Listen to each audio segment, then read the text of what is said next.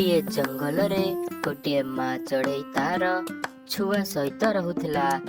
ମା ଚଢ଼େଇର ନାଁ ଥିଲା ଟିକି ଓ ତାର ଛୁଆର ନାଁ ଥିଲା ମିକି। ଟିକି ବହୁତ ଗରିବ ଥିଲା। ତାର ଘର କିଛି କାରଣରୁ ଭାଙ୍ଗି ଯାଇଥିଲା।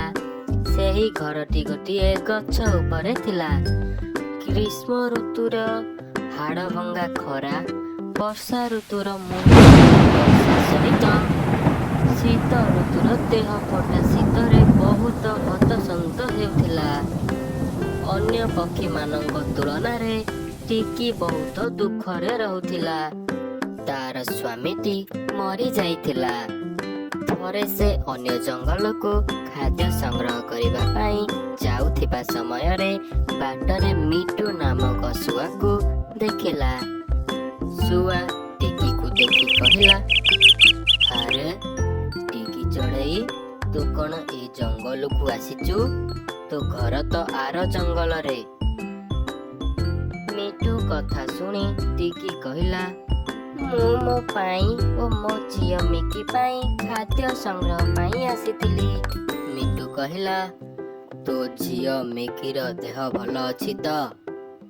ଟିକି କହିଲା, ହଁ, ମୋ ଝିଅ ଓ ମୋ ପରିବାରର ସମସ୍ତ ସଦସ୍ୟ ସୁଖରେ ଅଛୁ, କିନ୍ତୁ ମୋ ଘରଟି ସୁଦୃଢ଼ ନାହିଁ। ମୁଁ ଏବେ ଯାଉଛି। ମୋ ପିଲାମାନେ ମୋ ଆସିବା ବାଟକୁ ଅନାଇ ରହିଥିବେ। ଏହା କହି ଟିକି ଚଢ଼େଇ ଘରକୁ ଫେରିଲା। ସେହି ଦିନ ରାତିରେ ଟିକି ଚଢ଼େଇ ତା ଘର ଦୁଆରେ ବସି ହଠାତ୍ କାନ୍ଦିଲା। ତାହାର କାନ୍ଦ ଶୁଣି ଗୋଟିଏ ସ୍ୱର୍ଗର ପରୀ ଆସିଲା।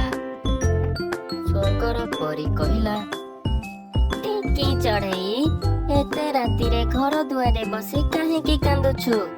ଟିକି ଚଢ଼େଇ କହିଲା, ମୋ ପାଖରେ ଗୋଟିଏ ପକ୍କା ଘର ନାହିଁ।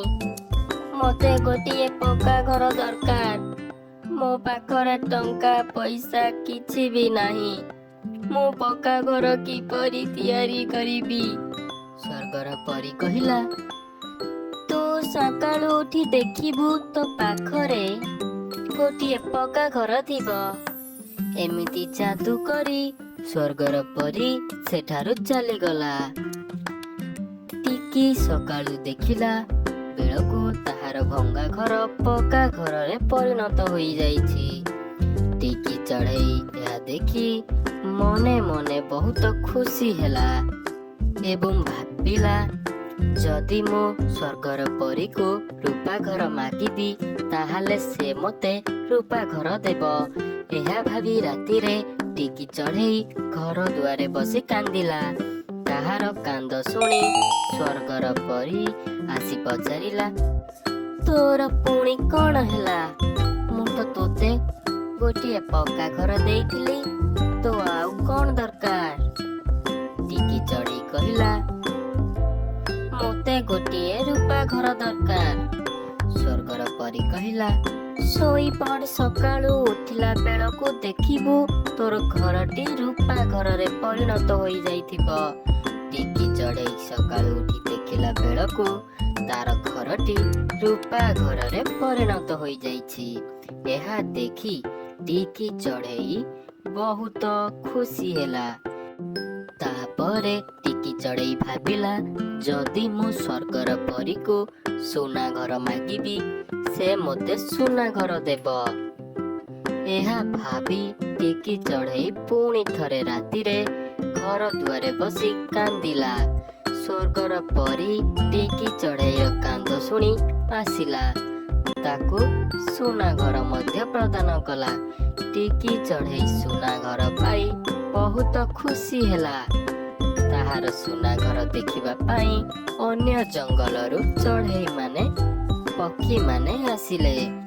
ଟିକି ଚଢ଼େଇ ଏହା ଦେଖି ମନେ ମନେ ବହୁତ ଗର୍ବ କଲା ଓ ଭାବିଲା ଏହି ଜଙ୍ଗଲର ରାଣୀ ହେବାକୁ। ଏବଂ ସେ ପୁଣି ଥରେ ଦୁଆରେ ବସି କାନ୍ଦିବାକୁ ଲାଗିଲା।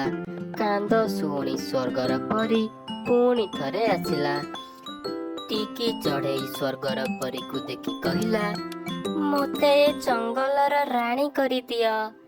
ସ୍ୱର୍ଗର ପରୀ କହିଲା, ମୁଁ ତୋତେ ରୂପା ଓ ସୁନାର ଘର ଦେଲି। ତୁ ଆଉ ଜଙ୍ଗଲର ରାଣୀ ହେବାକୁ ଚାହୁଁଛୁ? ତୋର ସେଇଦିନ ଘର ନଥିବାରୁ ମୁଁ ଖଣ୍ଡିଏ ଘର ଦେଇଥିଲି। ତୁ ଏବେ ଗର୍ବ ଓ ଲୋଭ କରିବୁ ବୋଲି ମୁଁ ଜାଣିନଥିଲି। ମୁଁ ତୋତେ ଅଭିଶାପ ଦେଲି। ତୋର ଏ ସୁନା ଓ ରୂପା ଘରଟି ସେହି ଭଙ୍ଗା ଘରରେ ପରିଣତ ହୋଇଯିବ। ଟିକି ଚଢ଼େଇ ସକାଳେ ଉଠି ଦେଖିଲା ବେଳକୁ ତାର ସୁନା ଘରଟି ଭଙ୍ଗା ଘରରେ ପରିଣତ ହୋଇସାରିଛି।